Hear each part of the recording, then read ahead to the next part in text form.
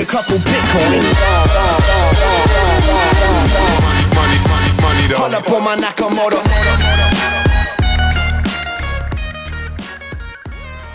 Hello, welcome everybody to the Blockchain Dynamics Show. Hello and welcome. My name is Brandon Doge. And I am Woody. We're chilling here at Blockchain Dynamics Studios. It is Sunday, April 15th. Episode 90. Episode 90. The content here is presented as entertainment, should not be considered financial advice. That's correct. And we also today get to welcome Notsofast to the show. Gentlemen, thanks for bringing me on. Notsofast, what is up, my man? Thank you so much for being here. Yeah, it's a pleasure as always. I think this might be my 10th time on with you guys. It is indeed. Oh, nice. Yeah. This is show number 2. Oh, double digits. Woo! Boom. The first member of the Blockchain Dynamics double-digit crew. Oh, Last feels good. Notsofast show was September 24th, 2017. It was like almost 6 months. We're in a different world than we were then.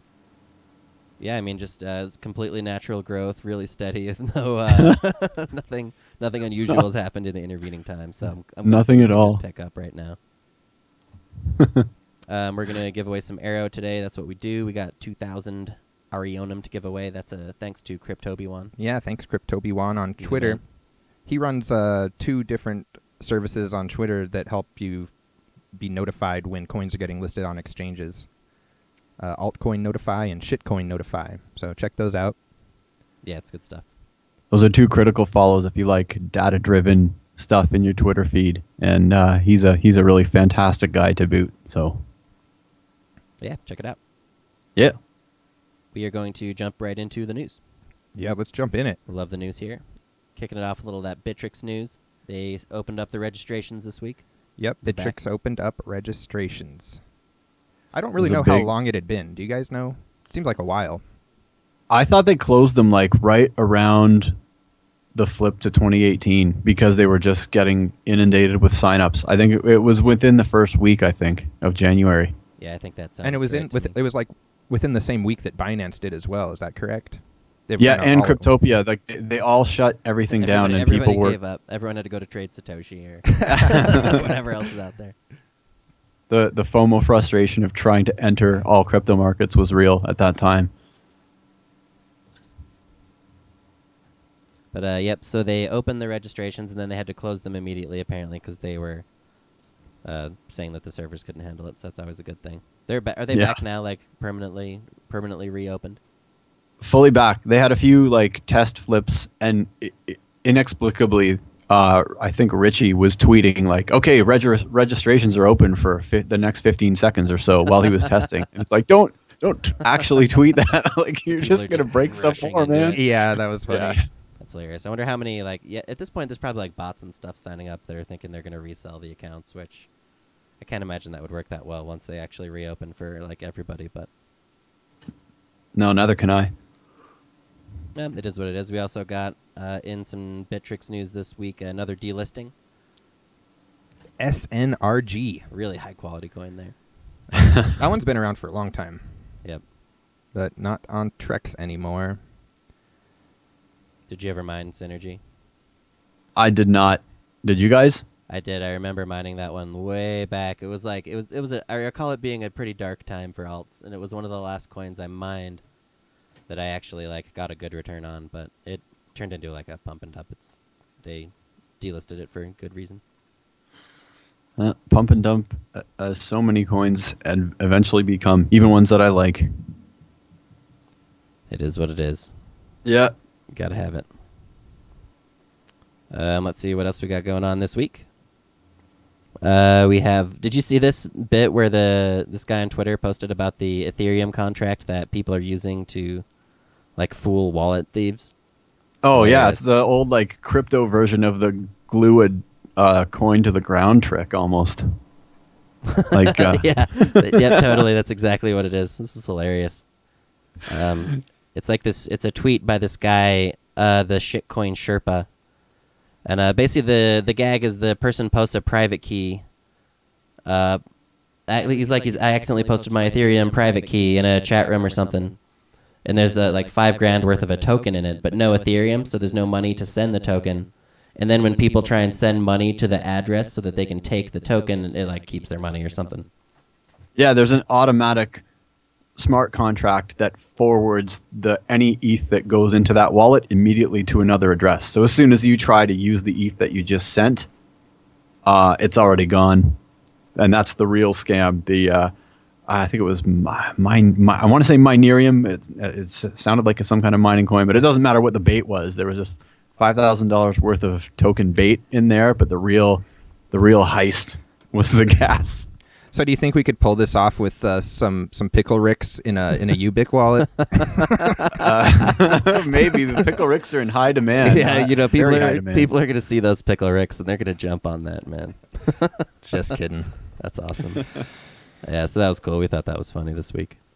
We also got a piece of news this week out of the Nano Rayblocks world. Yeah, there's two pieces here. By the way, this is our first time broadcasting through this software with some other stuff, so we're trying to adjust the volume. We saw some people in chat, and we got some nice text messages from awesome fans telling us that we've been having those, so hopefully things are sounding a little bit better right now. And with that said, we'll keep rolling. Yeah, we think we're close, but if it gets off, feel free to let us know. Yell at us. All right. Yeah, so there's two sides to this sort of nano news to me, because the first one I saw was that somebody was filing a class action lawsuit in America against the Nano developers related to the incident on BitGrail, and in there they even talk about some things that would be pretty unprecedented, like a recovery fork, they call it, and things like that. Yep. And then the other article was the Nano team raising like $1 million for the victims of the BitGrail hack. So those two juxtaposed each other quite a bit to me, because I was like, on the one hand, you have the Nano team clearly accepting no responsibility for the incident, but trying, to make people happy, and I'm sure it's mostly community driven, so the people themselves are trying to raise funds, within each other to alleviate some of the pain. And then on the other side, there's people that are suing that same team for what happened. I don't know. I find that pretty interesting. Weird to me. Yeah.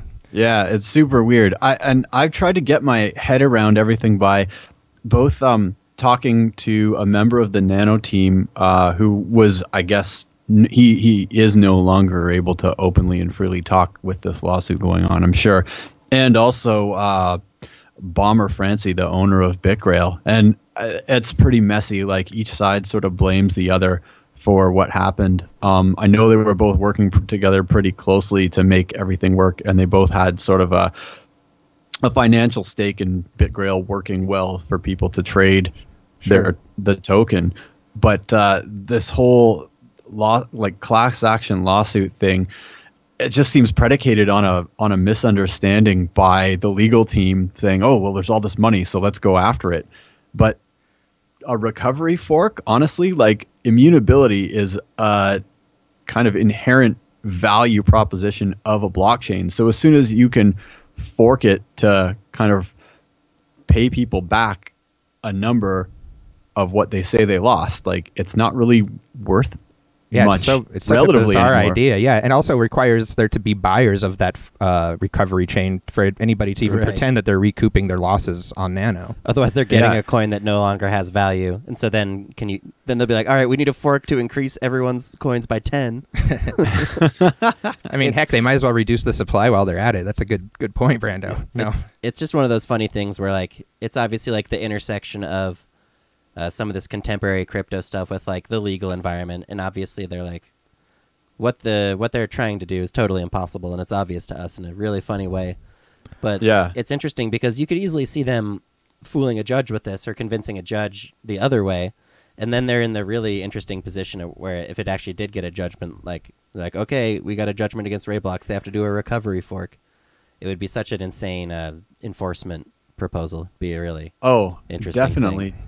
Definitely. And I had the good fortune to go to a few presentations and meetups with a bunch of actual lawyers interested in crypto, and I definitely got the impression that, lawyers are smart people, but I think a lot of them are sort of self-interested. I definitely got the impression that they were just trying to learn enough information to start like representing crypto related things, and especially tax related and financial related things, without really knowing what's going on from a tech perspective at all. And it's hard for somebody who's sort of in a non-technical field to really be passionate and interested about a whole second field like law and then cryptocurrency, because there's economics and all that crap in there. Yeah. But there's so many lawyers that are able to talk a good game and make you think that they know both disciplines, and really like not so many of them are going to be that well versed in both and able to truly represent for sure what's going on, right? Yeah, I'd also imagine that with there not being a lot of precedent around crypto-related rulings yet, that provides an opportunity for lawyers to provide their own interpretations of laws and maybe get their name out there in that way too, through that process. Yeah, and that's self-interest, I think. And I could be wrong, but it more often than not, or more likely than not, it's going to work against what blockchains should be. And all these things, they're supposed to self-govern by the virtue of the code anyway, right? So like right. once sloppy meat space and lawyers and suits get involved, it's a little disingenuous to the whole way a chain should work. Yeah, and I think that you're going to see it's going to continue to happen, and eventually you will get into a situation where the laws that get passed or the judgments that come down are just going to like completely not make sense for what's in the blockchain space. And I think that people are just going to have to deal with it and hopefully eventually learn from it and come up with better laws, but we'll see what actually happens. And the way it is globally, like laws are subject to a country, right? So just funds are going to leave, and offshoring is going to be like a necessity. It's going to be weird. I don't know. What do you guys think about the whole? Who's right in this? Who is correct? Man, I don't think that the developers have a responsibility to recover the funds. I think that it's makes sense that they're kind of forming their own recovery funds despite that, but I don't suspect that the lawsuit will hold up. That's my personal opinion. Yeah, and I think... So do you think those funds are for a settlement then? Like just, okay, we're going to be the good guys here. You guys suffered losses. The exchange can't make you whole, but maybe because we distributed Raiblocks/Nano kind of from our own wallets, we can distribute it a little bit more, cash it out, and sort of use that for restitution rather than... Maybe. It's hard for me to say, honestly. It's so unprecedented. I definitely find it hard to believe that anybody involved with the lawsuit side wants to be involved with Nano anymore. Like, they probably are just trying to get the heck out. And yeah, I think related to that then, and related to what I was saying about they have to have somewhere to sell it, I guess I just don't see that lawsuit and the fork working out financially in that way. I think people would be much smarter if they want to recover their money, whatever that might mean for any individual, to go with the Nano community and try to work it out essentially down the road if they believe that blockchain was going to be worth something, then that probably nothing's really changed much in that regard. So yeah, what they could be doing? They could be trying, because it takes so long to pay out a class action, right? They could be trying to do what worked out so great for Mark Karpeles from Mt. Gox. They want to do the forced legal hodl and then become billionaires once Nano is worth like $1,000 a coin, much far in the future when the settlement actually comes through, or the judgment actually comes through. Karpeles really set the template now for these whenever these exchanges go down. Yeah, yeah, that's funny. One last question that I have, I don't know if anyone knows. Did they have... These Nano are lost, right? The hacker actually took them off the exchange in this case, didn't he? I don't know. I think he just sold into the market. Okay. Mega dumped BitGrail, maybe. Maybe, yeah. I have no idea if the hacker still has all the Nano. That's always a fun question. Right. Anyway. Yeah, so Nano, it's out there. This will be a fun one to watch unfold because, gets into... Who knows how high up into the law system it'll get, and then we'll get to watch people make judgments about cryptocurrencies. Cool. Alrighty, next in the news this week, we got a reminder for everyone who has Ubiq. If you want to get their Escher token, which is going to be part of their governance system, then you have to claim your airdrop token for that. think, what do they have, like a week? Yeah, it's before block 448,000. Maybe a little over a week. Either way, don't hesitate. That gives you I guess. access to voting on different things inside of the UBIC system when they become proposed. So if you want to be involved in that, this is definitely a time to make sure you get your claim. Yeah, I got my claim in. I'm excited for what they're going to do with this. I've been a big fan of both Alex and Luke for a long time. Do I have to hold the coins in the address that I'm claiming, or can I send it to a wallet, claim, and then move them? They just have to be in there at the block. They do have at at the the drop. block. Okay. Yeah. Whatever you have in there, it'll do a snapshot at that point. Word. But you have to be registered as well by then. Okay. A wallet has to be registered. All right. I, of course, am prepared 100% ahead Yeah, of time. Brandon, you sound really prepared. I'm asking for somebody else. Just asking for a friend. Another little piece of news is the Golem Mainnet went live. Golem Mainnet. We had the Golem guys on the show prior or during their ICO, I think, or right after, right around it. It's a long time ago at this point. Yeah. This is a pretty big step for them. It was kind of the next big step on their roadmap from the beginning. And the big part is that it means that people are using actual GNT to interact with their Golem network now. And that means that people can potentially generate Golem by providing processing power to the network, and they can also pay Golem to have things processed, which in this case I think is the graphic rendering service.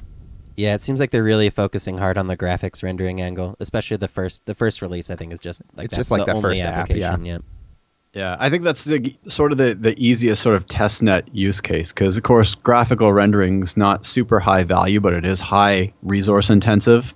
It's just like if you screw it up, all you've done is really wasted resources. You haven't sort of wasted anything on top of it. But if it works well, I think they're going to start testing it out on like large scale mining of weird algos and also AI uses for like when you need massive amounts of resources for a really short time. So GNT could be like the nice hash of AI crunching or interesting. Really short term mining. That was the first place that my mind jumped to. Was like, holy crap, there could be a whole new market now that people could like. It's a whole new arbitrage market, for instance, all this kind of stuff that could exist in the market that gets created for hash power, assuming it develops and matures like you would expect. Right. Yeah, So that's very cool. That's cool. I'd be curious to like just run it. What's one of those things where I'm think really that's the curious next to step. run it and see what the payout would be like on a normal computer, because it's not going to be like optimized for it or anything, but I'm curious. Yeah. Yeah, I At think least it sends a benchmark. I think that'll probably end up being one of our coin features coming up. We'll try to run the Golem software and see if we can generate anything from it. Do you know if either Sonum or Elastic has a mainnet solution right now? Elastic is in testnet. Sonam, I'm not sure, but they're all sort of gunning for similar goals. I know Elastic is like, they're trying to sort of provide more holistic computing than just Golem focusing on graphic rendering right at the start. Yeah. And so, and Sonam, I don't know. I should know more about that bag. Actually, I'm embarrassed to say that I don't. One of those that you have, but you don't quite know Yeah. why. I feel you 100% on that one, man. Yeah, I feel like this is cool. We try not to cover ICOs too much anymore, but it is cool to see when some of the development actually gets to a usable product, and so that's definitely something that we're trying to keep up with. Yeah, and I'm really looking forward to some of those earlier FICOs and the later ones, I suppose, as well. Getting two working products, and it's cool to see somebody even making one step in that direction, right? So, yeah, if you're attracted by the tech, which was kind of a big reason for us all being involved, it's neat to see. No matter how the project started off or raised their capital or whatever, it's neat to see it becoming a reality. Yeah, exactly. And you can say, haha, this isn't just magic internet money. This is an actual thing that people can actually use for this. Right, exactly. And there's not very many examples, especially with Ethereum ones, so it's good to have something. Yeah. And so that Golem news kind of brings us nicely into the markets, because Golem certainly saw the effect that a big story like that can have on its week. But in general, Bitcoin went up, and the alts went up this week as well. Hooray. Yeah. It's a beautiful thing. How's that feel? It feels great. It's always nice when you wake up and Bitcoin is just like, it's $1,000 higher, and you're just like, oh, thank God, because there's that inkling feeling in the back of your head that it could have gone 1,000 the other way. And you're just like, oh, thank God it was green this time. Yeah. Well, just with so much bearishness in the market too, like building and building and building. Like if you can't be making that much money, with your long-term convictions about crypto catching on, at least you can be right on the downside. And it's like, it's not a happy version of right. Well, some of that stuff makes me really actually wish that I did margin trading, because some of those people look like they're having such a good time shorting the market. Like I don't get the thrill. The people I'm a little posting jealous. The people posting screenshots are having a good time, and the people that are going through the BitMEX Rect Twitter feed maybe are the ones not having a good time. Yeah, it's stressful, right? Like to be in and out and trading like that, and you can make great money, but you have to have really good control over your own psychology, and you have to be able to eat a big loss. So yeah, I used to do trading like that, and now I just don't really have the stomach for it. I'd rather play in the dirt, find some altcoins to mine. Yeah, last time I did margin was like OKCoin, way back in the day, with really like what seemed like peanuts then, I guess. But so that was it. Let's take a look at some specific numbers. Since the last show, Bitcoin is up $1,275.45. That's a change of 18.16%. We got Ether at 525.50 this week. That's up 125, which is a 31.2% increase. So huge bounce for Ether, kind of out of the gutter there, I think. Yeah. Looking at the top 200 altcoins, 194 out of 200 made gains against US dollar this week, and 162 out of 200 made gains against Bitcoin. So good week for Bitcoin, even better week for altcoins, which is not too common, but it's not too surprising when we're kind of bouncing off of a floor like this either. Yeah, we were really oversold in all markets, sort of everywhere. Yeah, it really felt like that. That's really interesting to see that coins are doing so well while Bitcoin goes up nowadays. It used to be such the opposite of that when we had our first talks with Notsofast. We were like weeks into uptrends at that point, though, I think is a big part of it, too. Yeah. Yeah, and then back then, like, altcoins truly were altcoins. Like, there was a clear negative correlation between Bitcoin going up versus USD and altcoins going up versus Bitcoin. Right. Let's see, just looking at some of the individual numbers, too, the median change for the top 200 this week was about 33% versus US dollar and about 13% versus Bitcoin. So still really huge, but I don't, it's like altcoins have been dropping faster than Bitcoin for weeks too. So I don't know if we're at the point yet where you would have been better holding alts through this whole thing or what, but might get there eventually. Right. Fingers crossed.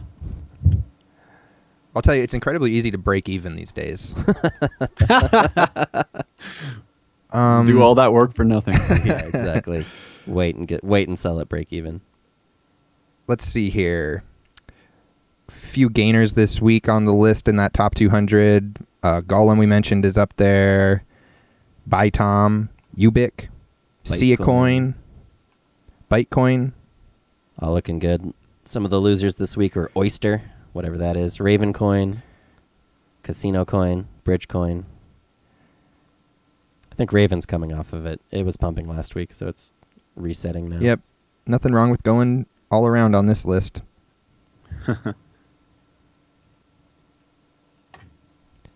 So yeah, that's kind of a quick rundown of the week's market changes. I think we're going to do our trivia question next. Jumping into the trivia. Once again, shout out to CryptoBwan. Check out his Altcoin Notify and Shitcoin Notify Twitter accounts. Absolutely. You're going to love it. Yep. They're helpful.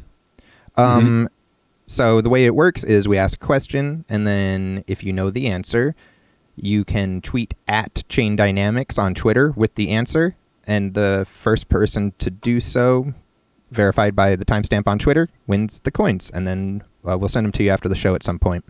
That's right. You're going to get 2,000 Arionum this week. In this case, it is Arionum, so it is a little bit more tricky to claim in a certain way. You have to set up a wallet right now. It's not always that easy to get the wallet set up, but just letting you know. We got faith. We believe. And we're happy to help you out with that too if you need help. But anyway, the question is, what percentage of the Esper's coin supply was distributed through the reverse ICO? That question once again. What percentage of the Esper's coin supply was distributed through the reverse ICO, which is what they called the airdrop? Yep. Good marketing. Good marketing. Yeah, they get it. Yep. You can need that reverse. If you're the Esper's dev team, you're probably not allowed to claim this, or are they? Well, they can go for it. I'm not policing They it. can go for it. Yeah, we go won't know. Anyone Get- can. get I've been the tempted arrow. to claim them sometimes, but I've still never won one. It's a shame. One of these, your day's gonna come. Man. I really think you're gonna get one. Let's see here. So yeah, you got to get it by the end of the show. All right, we got it. The live show. We got it already. Yep. Damn, nice. Kudos. Ooh. Yep, looks like it's going to Hordaland Mining. Sweet, nice. So we'll get at you after the show. Thanks, man. Congratulations. The correct Nice job. answer, of course, was 20% of the Esper's coin supply. Yep. Went out on that airdrop. One of the last really great airdrops, I think, from That was a really the great last one. couple of years. Oh yeah, it was. Okay. And so next we're going to kind of try to take a look at a little bit of just what's happened since the last time we had Notsofast on the show. A little bit of that recap. Of course, it's been an exceptionally long stretch this time. That's right. We took our hiatus. Our vacay. Yep. Gotta Yep. have our vacay, especially when the vacation encompasses all of the most ridiculous trading. Alrighty. So, that's right. The last show at Notsofast, September 24th. It was on September 24th, and Bitcoin was at $3,707 at that point. Wow. And Ethereum was $386.50.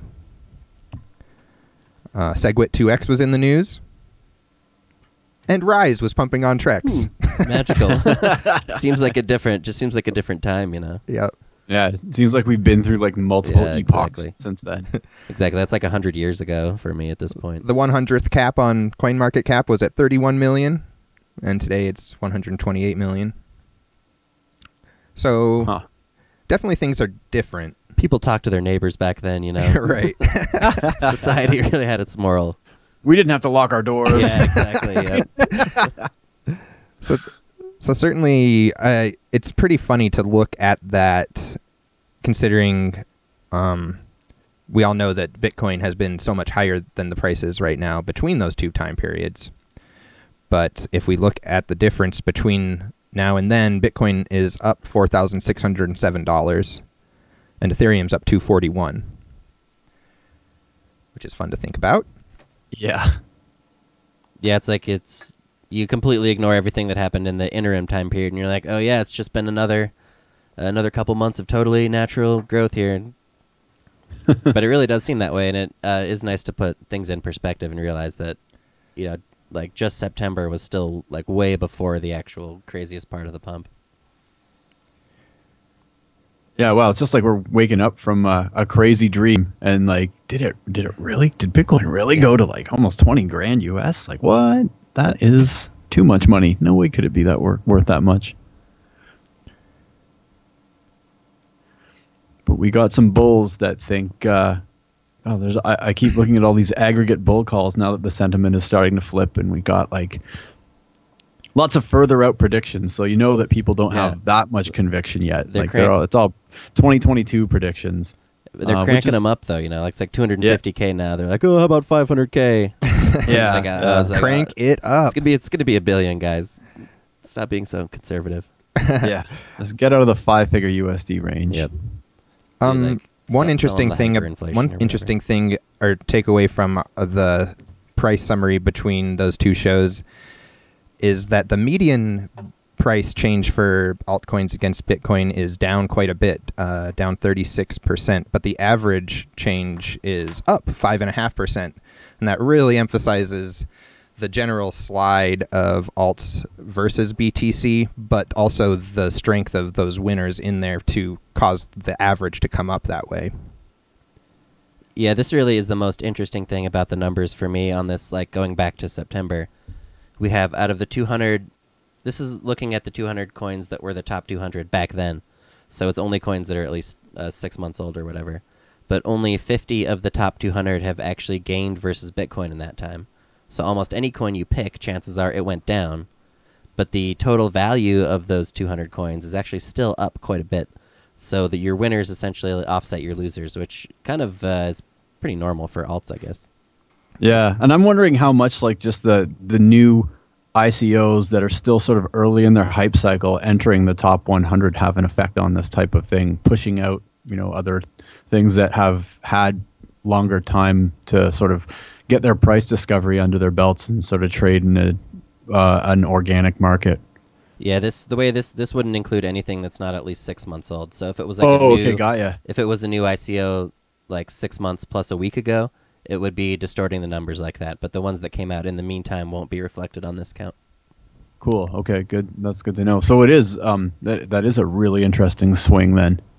So yeah, you're actually seeing that the coins that were around back then are mostly going down, but their values in aggregate are still up. Yep. And that's even true versus Bitcoin. That's not just true against US dollar. No, very, very interesting. So it seems like maybe the pump on alts was a little more magnified than it was on Bitcoin, but then alts sort of found a floor because they're smaller markets. So I guess like they can be completely dry. Like they can find an equilibrium, and buyers will hold the line because they know the project has this value or they have conviction. Yep. Whereas Bitcoin, it's much more tradable and it's much more liquid. So you're not as committed to HODL as you are with certain altcoins, I guess. Yeah, I think we're definitely seeing some of that. I'm looking at some of the individual coins that went up and down. I guess Stellar is the big winner. I would not have guessed this. Up about 10x versus Bitcoin. Yikes. Yeah, we certainly remember that. This must have been good timing to catch that particular stat, too. Binance Coin did really well during this longer period of time. Verge did really well. EOS and Bytom as well.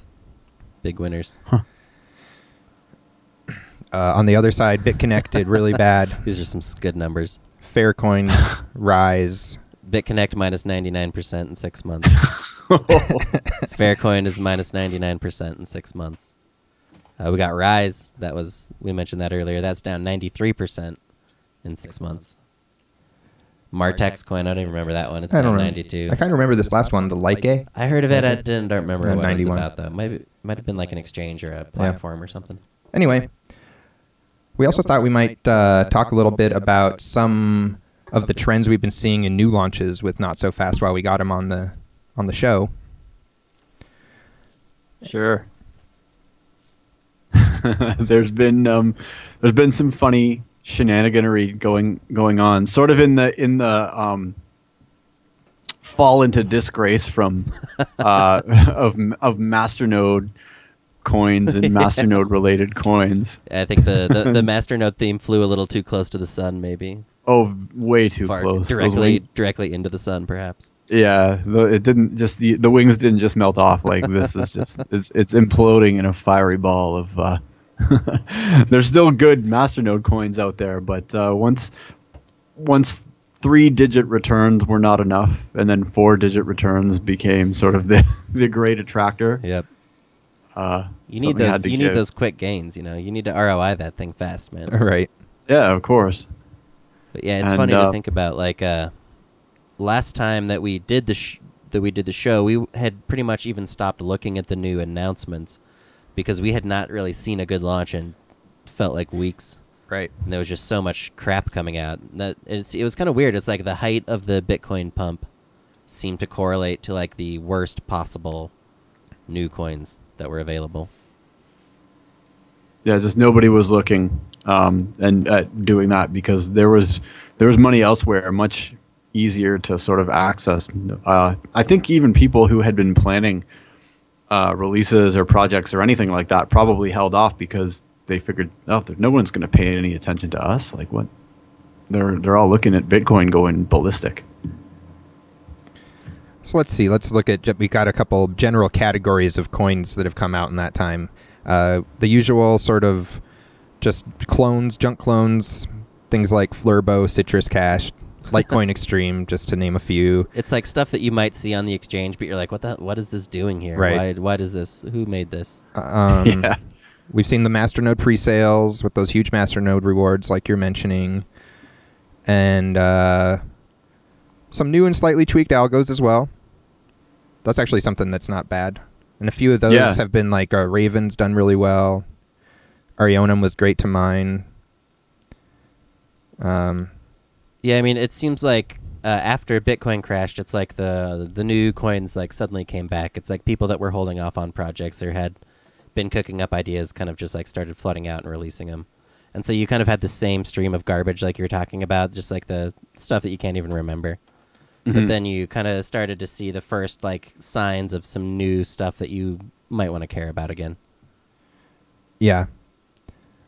And sometimes it came in the form of like a lot of these still don't look like super serious projects to me. One that is on this list here is TurtleCoin, which to me looked a lot in the similar vein of seriousness that Dogecoin kind of had, you know, which isn't great, to be honest. Yeah. Like people. Well, same with Garlic and Wow Narrow. Like all those community coins are sort of trying to get the novelty thing going again, but you know, Doge kind of broke the mold with that, I feel. Yeah. So it's hard to take those types of take that path that's already pretty well beaten as well. But you know, I guess I'm just mentioning we're seeing those come in still.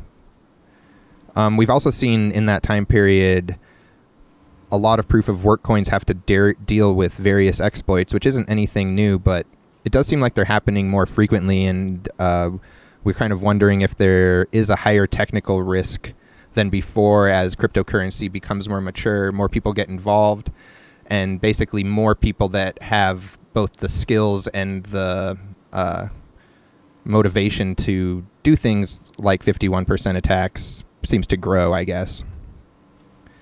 Well, we definitely saw that with a lot of the CryptoNight coins because, first of all, they're botnettable, and even though botnets don't account for a whole lot of the net hash on these, way less than I thought actually. About like 5% of the Monero network is actually botnets.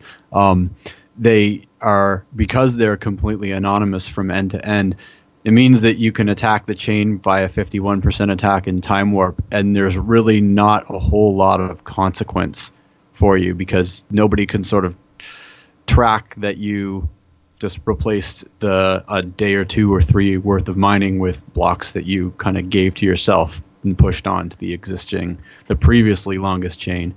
So that once ASICs sort of dropped for all the CryptoNight coins, I was wondering and sort of trying to talk to people and figure out, you know, just by guesswork really, like, okay, did they the ASIC producers actually 51% attack all these small coins without repercussion because they very well could have, or did they sell large lots to other people? Like, so somebody somewhere I think could know who attacked all these smaller chains, and maybe it's maybe they planned on it. Maybe they thought, well, we'll release these ASICs because at the very least we can make a big windfall by attacking these smaller coins and, you know, paying a bunch of our chip mask cost to make these ASICs. It's almost like building in bad action, right? Stealing from smaller chains in order to make your ASIC project viable. I mean, that's not so far-fetched, really. I can imagine that being a reality. It's kind of a funny thing in the crypto economy too, because a lot of those small chains are deriving their value from the strength of the larger network. And so now the people that are mining the larger network are going to use their hash power to steal that value back in a weird way. It's like, it's crypto. Good crypto shit there. Related to that too, something that we hadn't seen prior to the last chunk of time since we talked to you last, Notsofast, is these major coins taking moves to fork away from the ASICs themselves, which wasn't something that we had seen prior. Yeah, really interesting with that, because on the one hand, like, for certain projects, I think ASIC support is good. It sort of puts a cap on on mining in the sense that, you know, there's no the arms race is, at least it may not be over, but at least it's fairly clearly defined because it's based on the limitations of the chip manufacturing processes and you know, what smaller and smaller size of chip needs to get used for more and or less important resources. And there's sort of this big complex dance in manufacturing where you know that the next round of ASICs aren't going to come out for a while, and so you kind of know that your machines will have this level of profitability for a while. It sort of simplifies the variance on what you're mining, but at the same token, you can get major imbalances during the changeover from GPUs, which are pretty much arbitrary on what you get to mine, to application-specific miners that, if they're deployed in aggregate, can really overpower GPUs without too much going on, and, you know, attack networks just because it's easy. For sure, that's a major danger. Well, that's one thing that you know, people like to talk about how Bitmain or other companies run the miners prior to selling them. I mean, if you think about it from some perspective, it actually almost, they have to, in order to slowly ramp up the difficulty to a point where it even makes sense to sell this at some level, and because people aren't probably going to be careful. I'd imagine that a company that has a long-term stake in a blockchain doesn't want to actually see it be destroyed by the people they're going to buy their miners.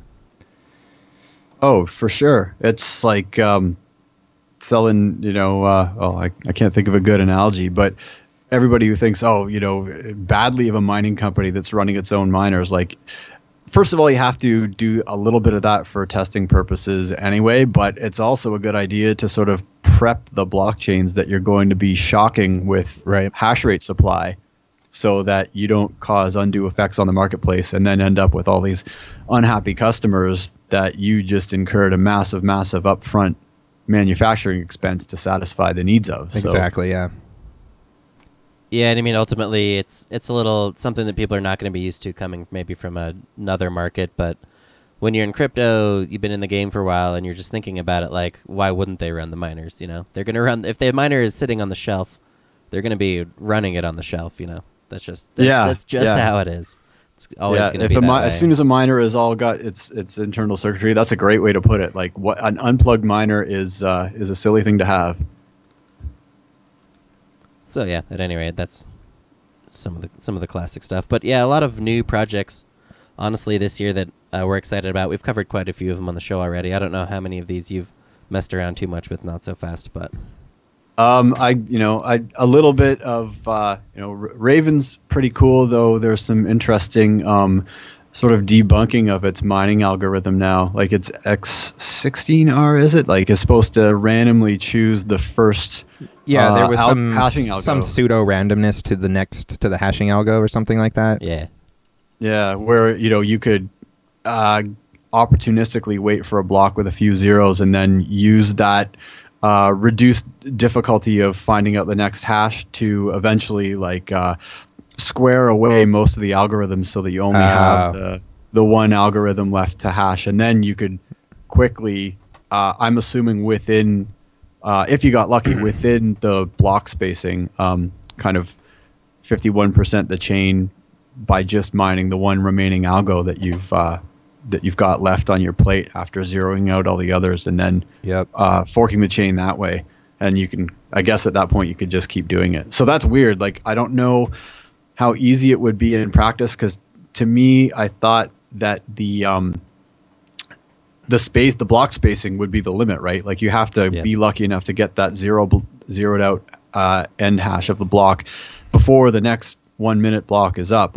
So I'm not sure how you would do that other than, like, go on the side, rent a bunch of miners to hang the difficulty really high, and then take them away so that the difficulty is high enough that you have a little more time to attack it. I really don't know how it would work. And I asked the guy who came up with the idea for the exploit on Twitter, but in the flow of messages, I'm not sure whether he replied to me or not. I may have got lost in the buzz, but I would like to follow that to its logical end and get a reply from the people at Raven and anybody else who's into those coins. You know what it reminds me a bit of is when Dogecoin had those blocks, the larger blocks inside of it randomly, and then people were able to somehow make a way of basically knowing when those random blocks were going to show up, and then they would always be the ones that would mine the larger Doge blocks. Oh yeah, that was really crazy. Because the random rewards were what got people into mining Doge with such fervor, and then it turned out that because the randomness was based on the previous block hash, you could sort of apply your hash rate when you realized that as soon as you got that last block hash, you could decide to just leave it alone or hit it hard and submit all your shares, I guess. Yeah, not sure exactly how it worked, but yeah, it's probably not the same, but it just reminds me a bit of the idea of kind of the pseudo randomness not actually working out favorably at some point.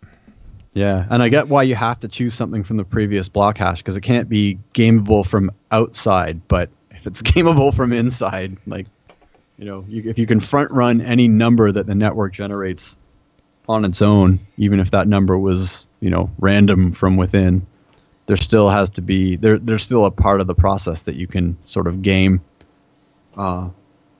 within the steps of finding the next block's hash. So it's pretty fascinating that those are attackable. And then yeah, some of these other projects maybe a little stronger, but one that I'm pretty interested in is Veriblock. I think it's got a pretty strong and interesting use case where nice.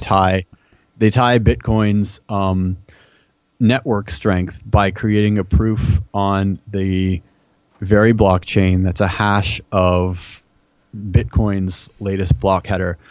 They propose to they have a proof of proof system where they basically use Bitcoin's network hash strength to strengthen any other proof of work cryptocurrency's blockchain.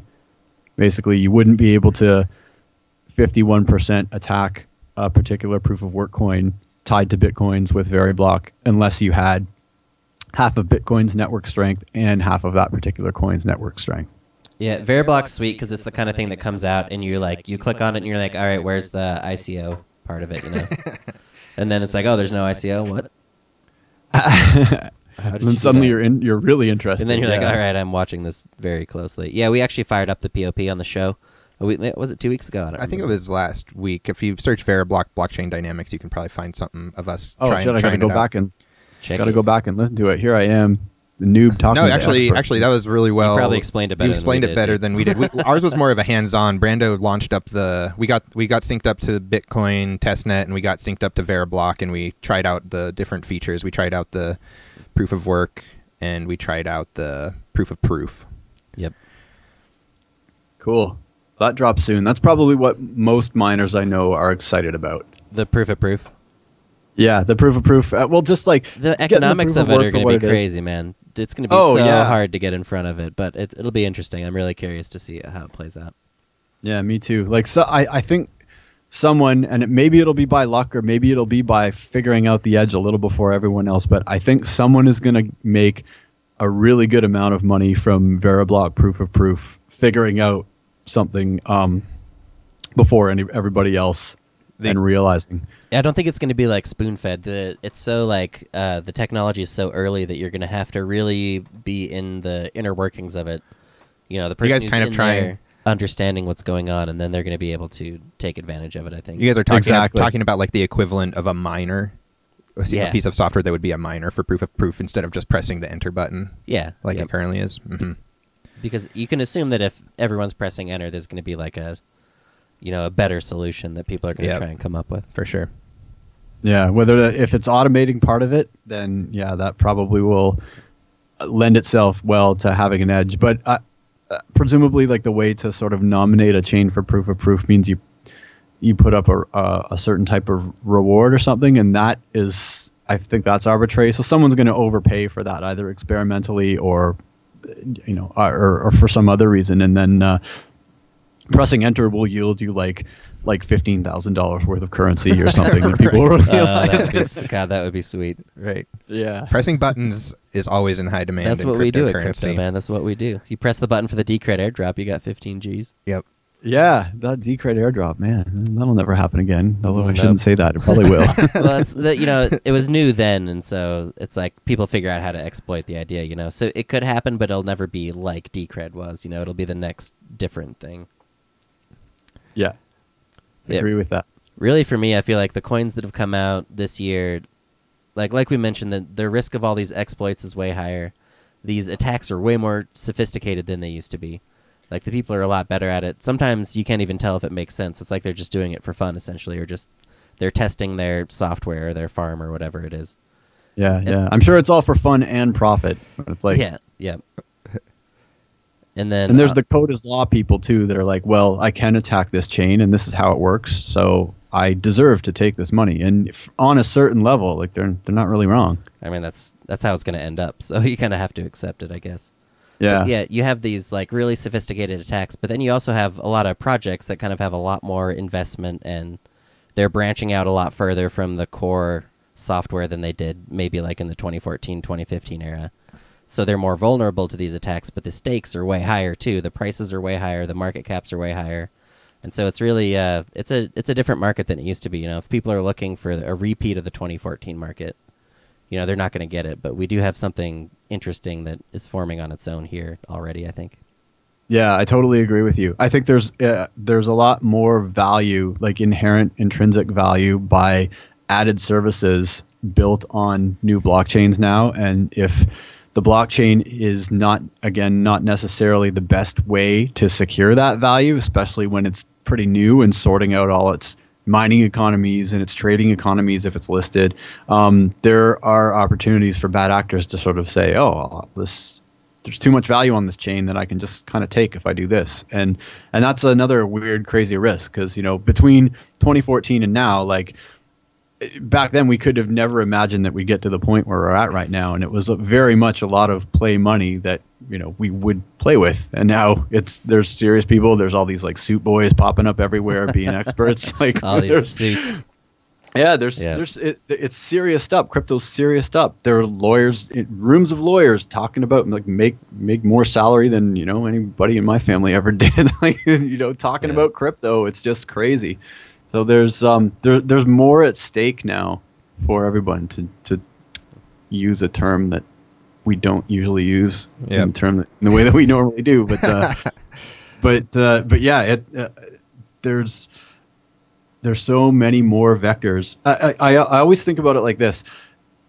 In 2014, we were on a little island, like we were all sort of marooned in a shipwreck on this little island looking for like resources, and sometimes we'd end up competing over them. But now like the island, we found out like that it's just like an actual like peninsula of this way bigger space, and there's all these other actual new people foraging there. So our little world of possibilities has expanded, as well as the number of players in the game. We're all still trying to sort of battle it out, but definitely the pie has gotten bigger, and we're all trying to stick our fork in it.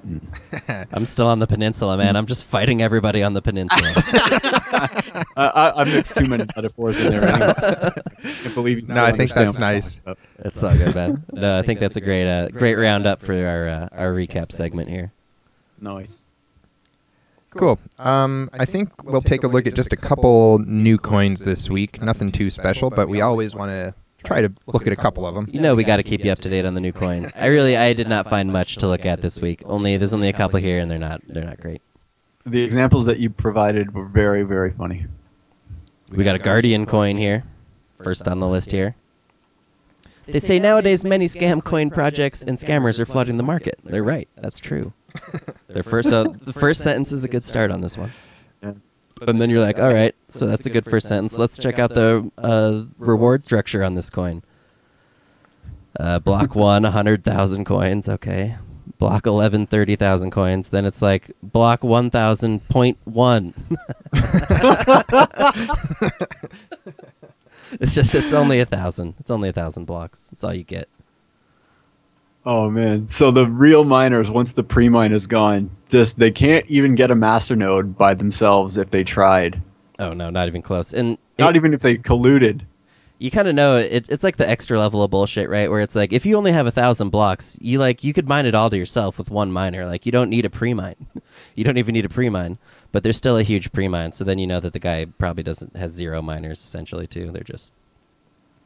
It's a classic new coin. So I thought I'd throw that one out there. Yep, just helps you know what you're looking at.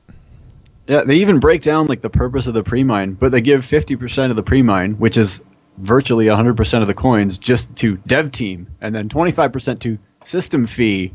So like 15% they're going to sell, but why would you buy a portion of a network that some other centralized entity owns 3/4 of? Like, are there still? I feel like all the people buying masternode pre-sales, like they've all paid the tuition to know that it's a bad idea now. So I hope nobody bought any Guardian coin masternodes on their Discord. We can only hope.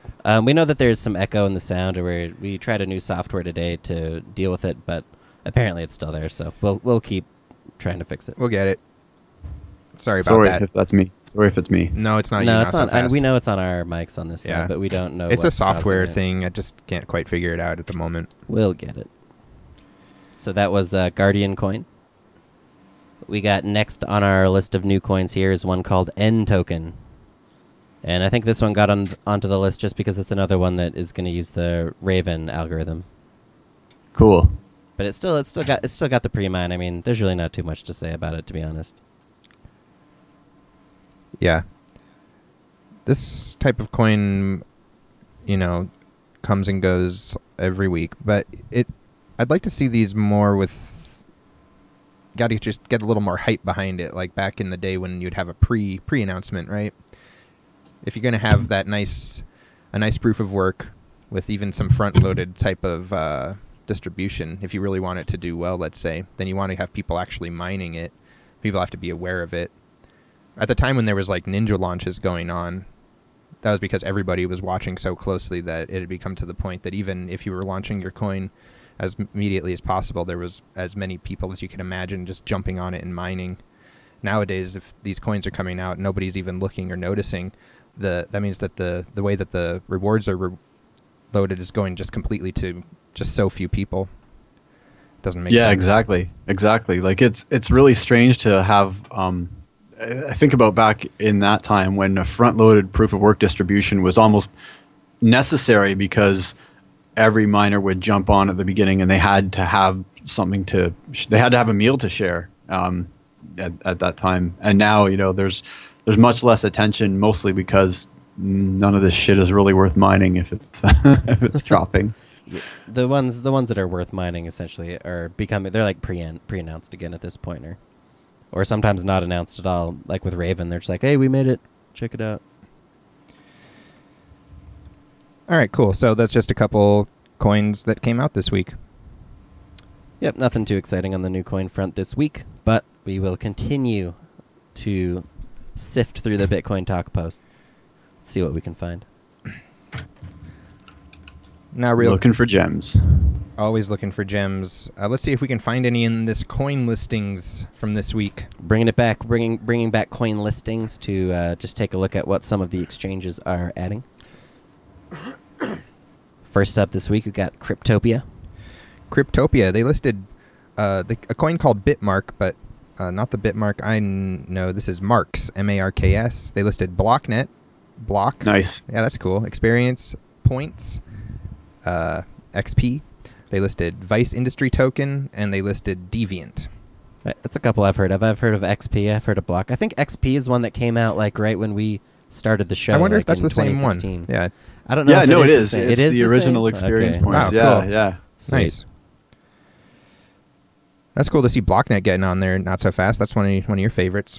Yeah, I've loved those guys for a long time and supported what they're doing. They're, I've showed them so much before. Like, I feel like anything I say is sort of repeating myself. But it's nice to see, Cryptopia recognized. Yeah, it's. Maybe Cryptopia doesn't do all paid listings anymore. It's probably just that someone I'm pretty paid sure for that's it, still but- how it goes, man. But Really? we appreciate. I don't know. We That's appreciate how I that think. somebody paid I have no for it. idea. Bittrex listed Polymath. It's another ETH token, right? Yeah, that one came out of nowhere Yeah. as usual, but there it is. Coin Exchange listed PayCentos, Ormeus, Request Network, Omisco, Era Preswap, EOS, VeChain, Pulsar, Tron, Verge, and PAC Coin. So they put some really big ones on Coin Exchange, Yeah. going for more volume there. Yep, I've been noticing that. They're just kind of adding coins that people have been trading high volume. I think that's probably smart. They might as well have more of an overlap with those Binance coins for one. Yeah, I think they're ramping up. They've been around for longer, and they seem to be holding up well. So I think they're going to try and push for more volume. That'd be cool. That's good. They're doing quite well. You know, I definitely an exchange that they had some crappy coins on there. Like that was the Cabbage Pump exchange, but I have a very poor track record on Coin Exchange. I'll tell you that right now. Oh really? I think I've done okay on there. I had some espers on there, so I did all right. Yeah, there. I had like 1 or 2 winners, but I didn't buy them on Coin Exchange, so I don't really count it. Oh, fair enough. I think I know I had Zoin or something stupid like that. CryptoBridge has been going nuts with the listings. So Yeah. I got a list of those here. They listed League, TravelPay, Thallium, Elliott Coin, Astrum, Trezor Coin, Elika, Pigeon Coin, Bhash, Intermodal Coin, Bitfinite, Hex, Adult Chain, Heracoin, Satoshi Coin, T-Coin, X Solution, BytePay, Almex, Cloak, B3, Energy. Take your pick. That's so many, and I think it's because they're just trying to get every possible blockchain on there. They have a 1 Bitcoin listing fee, so then compared to Binance, it's pretty reasonable, and they're trying to prove that the BitShares platform works and can scale for lots of different currencies. So I think they're doing awesome. Yeah, it's awesome. They sure have come a long way from, having Bridgecoin and a couple others on there. To put it in perspective, last time that we did the show, like 6 months ago, we did a DEX roundup where we looked at all of what the different decentralized exchanges that were out there at the time were. And CryptoBridge was really low on the volume rankings at that time, and Wave's DEX was number 1, I think. And today I'm pretty sure that CryptoBridge is the largest DEX by a pretty large margin that I'm aware of right now, at least. Oh, wow. No, that wouldn't surprise me. Wave's DEX, I mean, it's going through its maturity cycle, right? So the interest is waning away. Yeah, Brando has actually pointed out their facelift to me the other day. It's actually looking pretty good over there. Yeah, their new light DEX, if you haven't checked it out in a while, is pretty slick. Yeah. Oh, I'm going to go check it out. Good. Thanks for the tip. That's Waves. The coin we're talking about is CryptoBridge, right? Exchange. The coin that is an exchange that it's confusing. Livecoin listed Noku Master Token, Joyrium, and Ormeus. That's the second one that listed this Ormeus one. Whatever it is. Which I don't know much about at all. It's on Coin Exchange and Livecoin. Huh. It's always the top volume at Topia, Ormeus coin. Oh, really? Near It's one of those ones? Yeah. KuCoin listed WAN Chain, WAN. Upbit also listed Polymath, same one that Bittrex listed. And good old Trade Satoshi out there listed Phoenix Coin. And guys, did you catch any new listings on Cadkus Exchange at all? I think Brando bot's not did. monitoring Cadkus Exchange, but yeah, I mean, rumor has it that they've added something that maybe it adds a reference line technology. It's too mind blowing for me to wrap my brain around it, so I don't want to. Yeah, no, I'm a two column wallet person only. Yeah, I'm like reference line man. No, I can't handle that. Yeah. I can't get the address field right, man.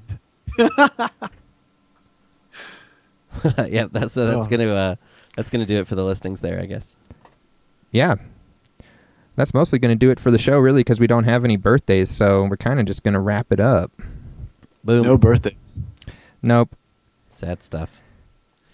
We're finding that it's there's like coins are dropping like flies lately. They're switching to tokens. And our birthdays are like blockchain birthdays, so you have to have a Genesis block date to get on it. And a lot of coins are dropping off. Not a lot of survivors these days. Oh yeah, I mean when we look back at a show that's a year ago and look at the new coins lists, it's a graveyard, really. Huh. That's how she goes. I believe that's cyclical though, like because I think the regulation net's going to tighten around a bunch of these ICOs, and there's going to be a lot of investor just. They're going to get tired of it, and they're going to look for stuff with an underlying network value. The pendulum's going to swing a little bit the other way, and then the scammers and the make a new animal coin for every single day or whatever. They're going to come back. Yeah, we'll get back to the old scams. We haven't had like one of those good runs of coin themes, you know. It's true. Color coins, they used country to like really coins. copy each other. A lot. Birds almost got started there. That was close. We got rainbow Yeah. unicorns. We didn't quite get it though. I don't We feel planted like. the seed for a theme, but we didn't quite pull it together. Yeah, That's two funny. coins doesn't quite make the theme. No. So Ravens and Pigeons will have to be on their own. But, Right, exactly. All right, sweet. So, yeah, no birthdays this week, unfortunately. And, yeah, I think with that, we're going to wrap it up here. Not so fast, man. It was really great to be able to chat with you again. Yeah, thank you Yeah, so I know. much. Thanks to you guys. It's like I keep saying, it's always a pleasure. And man, 10 podcasts under my belt. I feel like Boom. super special today. Yep. You certainly You should. are, You and we definitely are should. very glad that you came. And we can't wait for the next time, honestly. So Yeah, same here. we'll keep it going. And thanks, everybody, for listening. Sorry for any audio problems. We'll always keep working on it. It's Blockchain Dynamics, episode 90. And we'll see you next week with way heavier bags. Ooh.